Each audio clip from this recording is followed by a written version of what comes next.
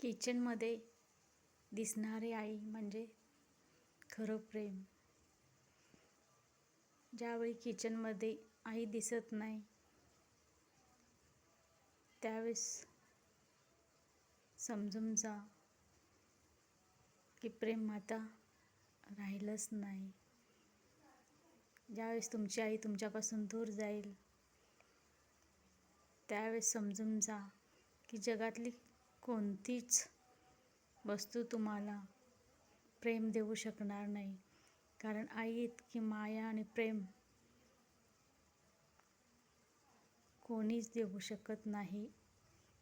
त्याच्यामुळे जोवर तुमची आई आहे तिला शोधण्यासाठी किचनमध्ये पहिले धावत जा आणि आईला पटकन मिठी मारा की आई माझ्यासाठी खूप काही करतेस, थोडी दमली असशील, विश्रांती घे.